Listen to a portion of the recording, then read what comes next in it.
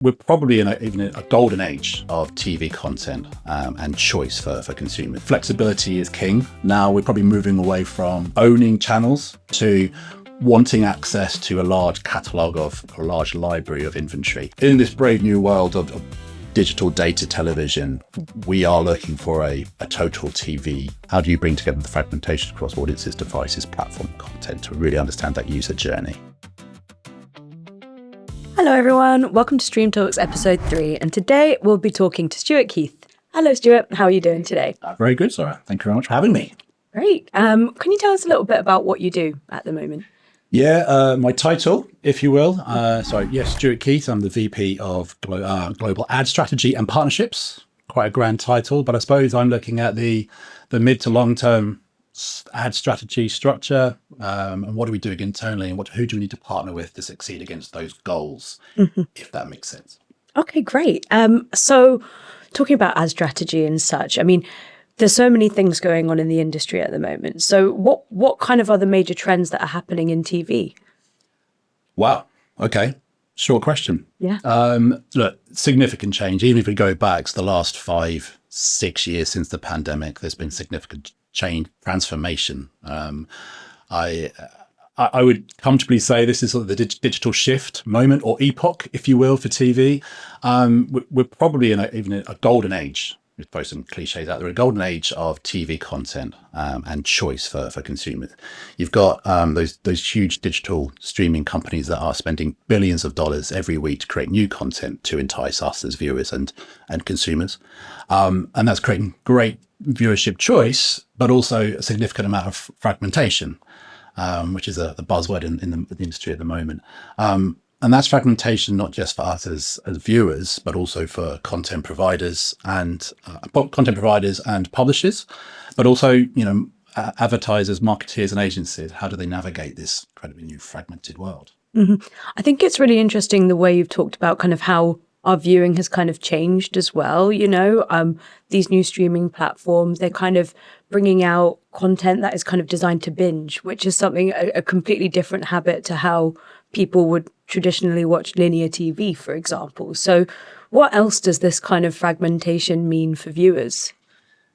Yeah, well, I think we're starting to see on that point the domination of those SVODs, very aware of acronyms and TLAs, three-letter acronyms. So the subscription video on demand, right? And maybe even a maturation of that part of the industry. I say that because we're seeing a plateauing of the number of subscriptions per household. We're still in a cost of living crisis in the Eurozone, so people are very conscious about the purse strings, and having to justify paying for television. So that's kind of leading to some fatigue. I'll throw out 2 fatigues. One is subscription fatigue, the cost of paying to consume television. And it's leading to a trend of platform hopping, or subscription on demand, which means households might sign up for a particular season or series and then cancel straight away, which means a significant amount of churn. It's difficult for companies to identify consistency in churn. And the second fatigue, if you will, is around decision and choice. In the VOD, in the VOD, the VOD world, video on demand, we as consumers make the choice of what we consume. I don't know about you, but trying to find a piece of content in the household is comfortable watching at the same time. It's a challenge. And for that reason, I think those 2 fatigues, if that's such a thing, are probably helping stimulate the growth in free content. And another acronym, here it comes, the alarm, FAST, which is free ad-supported streaming television. That is burgeoning for 2 reasons. One, it's free. Who doesn't love free? We love it. And also the way it's consumed, it's described as more of a lean back experience, because it's back to sort of the linear-esque stitched 6 to 12 hour content in channels. So it takes away, it removes that decisioning process. Also, it can, it can be quite niche and quite genre based. It can be a single IP channel. It can be genre based or broader than that. So I think in terms of viewership habits, that has changed. I think flexibility is king. Now we're probably moving away from owning channels in that sort of triple play, quad play, sort of telco environment to wanting access to a large catalog of a large library of inventory and having the freedom to move around those. So yes, paid, but also free. Does that make sense? Yeah, absolutely. I think for me as a viewer, especially wanting to have everything everywhere all at once at the same time is a really wonderful thing, but it also can be a bit of a blessing and a curse because, I mean, for example, how as a publisher would you kind of navigate that? Easily, says the publisher. Yeah, look, that has changed also quite, counterpoint to the viewership fragmentation, I suppose, as a publisher. So it's not sufficient just to throw out content in which to produce it. We have to look at, the discovery. How do you increase the discoverability of that content? And also the business model. How do you get that balance right between the efficiency of an ad-funded model with how much of that cost you want to pass through to your customers? I'm talking about customers and viewers here, I suppose, which kind of leads to hybrid multi-commercial models. Most of those large global streamers have introduced an ad tier, a lower ad tier in the last couple of years. One, to have a sort of a lower entry point for new customers, and two, to sort of mitigate against churn. So we talked about the maturation of those platforms, cost of living. So it's how do you retain as opposed to just simply grow? That's the maturity angle. I think that the second part is there is definitely a mono market versus multi-market challenge for broadcasters, content producers now. There's certainly economies of scale to be able to have a content library that sits across multiple markets. There's kind of a domestic endemic ceiling if you're in a single market, which has led to, and we are certainly seeing, consolidation. Just to throw out some examples, it would be Sky and ITV in the UK, it would be RTL and ITV in Germany, and even at a global level, you've got the Paramount and Warner Brothers business as well. So I'm expecting to see more consolidation as the competition, again, that fragmented world continues. It would be remiss not to mention data in this space as well. If we are moving into a data-rich environment as part of that digital shift. So maybe from a publisher point of view, we're moving away from those demographic-based targeting planning structures into a richer, deeper understanding of our audience through behavior, transaction, and ending somewhere close to sort of outcomes, which is a word that is increasingly used from an agency and a buy side. How can we deliver against outcomes and almost flatten the funnel in the TV space? So we're talking about the fact that with the shift to digital TV, we do have access to a lot more different types of data than we would have for traditional. But for me, I'm wondering how do you actually kind of measure that, and how is that actually kind of tracked, and how has this kind of changed from the shift from linear to digital? Measurement, boom, there it is. Yeah, look, significant challenge opportunity. I think it's maybe in this new digital TV space, it's the Achilles heel of the TV landscape. Number of factors with that. One, not being too dramatic, but there is discussion around the death of the single currency. Oh, hello. And that's referring back to sort of the gold standard that was in the linear decades of panel-based measurement, the JICs. It was very proficient, capable of understanding viewerships using an extrapolation of a sample of panel data. In this fragmented world, it's far more difficult to track those quite significant shifts into the streaming space and the multiple platforms. So with that, you're potentially seeing some broadcasters, some providers turning to proprietary methodologies, which makes it very difficult for agencies to do like-for-like, apples-for-apples comparisons. Further to that, you have those large digital giant video platforms that might have huge amounts of rich data, but perhaps not being quite as transparent with that. It's not surfacing that raw data to auditors, to industry bodies. So it's difficult to identify the true ROIs. Maybe the element of marking your own homework, a shift uncomfortably, or a trust me element. We've also got cross-media measurements and cross-device measurement. And as viewers, again, we've got new habits, and it might be the case that we'll start a piece of content in the evening on the big screen on a large screen smart device, but actually finish that on a small device on the mobile on the way home as you commute. And tracking that sort of single profile across those devices is technically very challenging.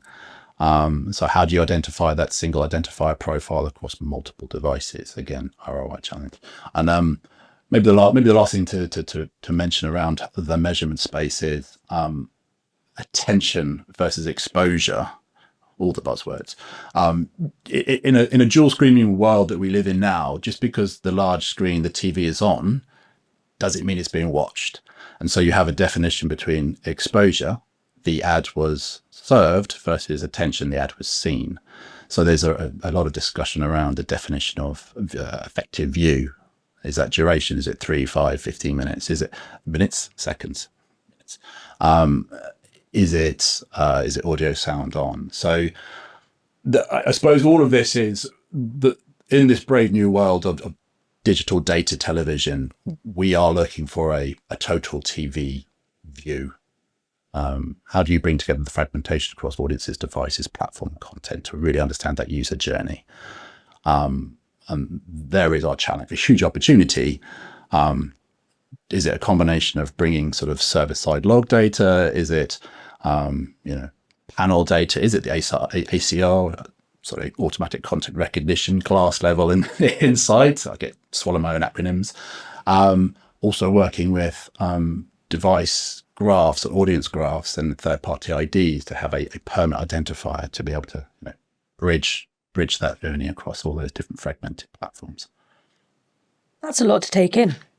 It is. That's a lot to take in. Yes, it keeps everybody busy. It does. And I mean, the fact that, we talk about the fact that there is so many different types of even just measurement itself.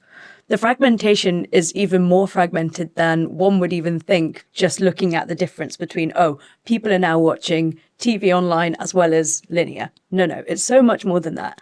So my question is, you obviously talked about kind of proprietary data as well. Certain companies would have their own. You have the external 𝘃𝗶𝗃𝗄𝗏, for example.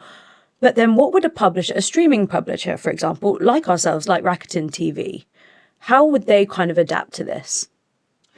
Yeah, constantly, basically. Yeah, I do feel, I sit here and I would describe the likes of Rakuten TV as let's throw a new definition out of this, of a fast hybrid model. All right.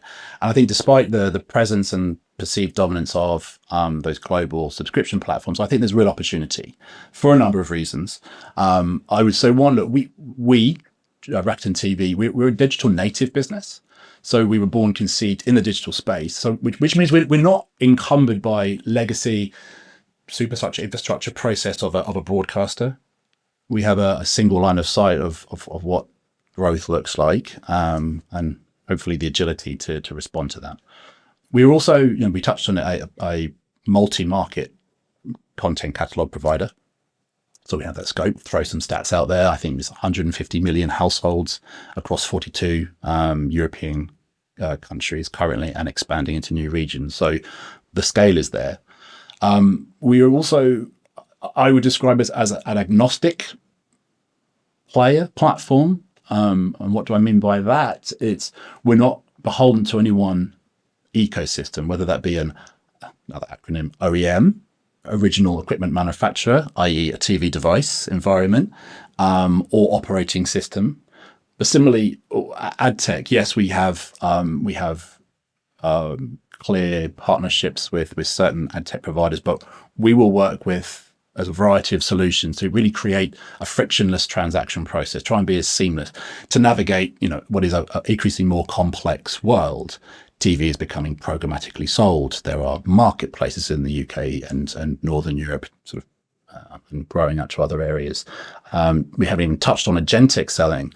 And so the fact that we have a multi-market sales team as well, specialist CTV sales teams, means that we can try and work with agencies and advertisers to demystify this space. And again, create frictionless selling. And then probably lastly, I would say, back to, I suppose, my role in terms of strategy and partnerships, we very much have a partnership strategy for our short to medium term business. If there is a buy, build or borrow model in market, we are very much the latter. We want to borrow and partner. And I think that gives us a flexibility for all the reasons we've just talked about in terms of measurement. We would like to be a bit of a pioneer, if not sort of, one of the first movers in some of these new digital measurement spaces. We will have, and hopefully by the time this goes out, have made some announcements around that. But we can say for the likes of the 𝘃𝗶𝗲𝗄𝗏, we're speaking to all of the 𝘃𝗶𝗲𝗄𝗏 in Europe and analysing, is there a value for us to be associated with that? We have launched in the UK with 𝗃𝗶𝗴𝗶, which is very exciting. We're one of the first fast hybrid businesses to do that. And you know what? We're already seeing some really interesting data from that. That combined with some of our own research, broad sweeping statement, but somewhere between 30 and 40% of our audiences are endemic to streaming platforms to ourselves, i.e. they're not being visible on linear television. So the cord cutters, you might say. Indeed. So that talks about the incrementality opportunity of working with a platform like us over and above just linear. Similarly, look, ACR, I'm so aware of the acronyms, can't help it. ACR, I mentioned before, that's automatic content recognition. That's helping to get that, glass level insight, to get true reach and frequency incrementality, really helping with that frequency capping capability, looking at the reach and to check that journey across the devices. We're working with a number of partners there. And again, watch this space. We talked about attention. Yes, we have an attention partner to be able to give clarity and that was a true view, a true engagement process. And also excited to be talking about the likes of an ID5 partnership and others to come, working with a third-party identification platform and vendor, and to be able to create that audience graph. And with this, we're talking about different budgets. We're talking about multi-budgets, cross-media budgets, and spend from agencies that might not just traditionally sit in TV. That total TV view, how do we simplify that? How do we bring CTV, having mentioned CTV, connected TV into the total media mix? One last one just came to mind as well is we are an app. We are also a content distributor. We build, construct, and represent third-party content. But we have also partnered with OEMs to get access to the home screen display inventory. So it's not just in video, in stream, it's also display inventory. And VIDA is another example, others to come, whereby we are offering advertisers and agencies a complete audience view from the very moment you turn your television screen on to a deep dive into a content program through owned and operated and partnerships. So that's that sort of flexible, agnostic partnership attitude and strategy that we want to adopt to make it as simple as possible for advertisers, agencies to navigate this new data-driven CTV addressable TV landscape. Right. I think that's really, really interesting and also very, very valuable and a unique kind of positioning to take on in the industry, but one that's also very needed because these are the main conversations that people are having is how do we solve these problems of fragmentation? And it feels like this is a great solution. So yeah, I wanted to kind of conclude our conversation today. It's been really lovely having you. Just a few questions. The first being, obviously, we are in TV, CTV. So what is your favourite film? What's my favourite film? That I'd admit to, my pretentious answer, no. Butch Cassidy and the Sundance Kid. Okay. To people of a certain age, that might not resonate, but yeah, great film. Okay, but then what you said your pretentious one. So what's your unpretentious one? 𝗰𝗵𝗽𝗶𝗴𝗶. My pretentious one. I do mean that one. But how about this? If this film is on television, even on any platform, or other platforms are available, I will sit up and watch it. Jaws. Oh wow! I think it's the ultimate monster horror movie. Classic. That's brilliant. And with one of those, or with another film, do you have a kind of a catchy quote that always kind of resonates with you that you kind of think about from time to time? Time to time. Or all the time. Yeah. We're going to need a bigger boat, a bigger room. No, go back to Butch Cassidy. It's the ultimate buddy movie. It's the bit where they have the whole of the Bolivian army on their tail. They're in a canyon. the only out they have is to jump off this canyon into the ravine. Robert Redford says, I'm not going to jump. Paul Newman says, why? He says, I can't swim. Newman laughs and says, you can't swim. The fall will probably kill you. It's that bravado I love. Great film. Must watch it. Truly ending on a cliffhanger. But yeah, well, thank you so much for having us today, Stu. It's been great to chat with you. And yeah, we'll see you soon.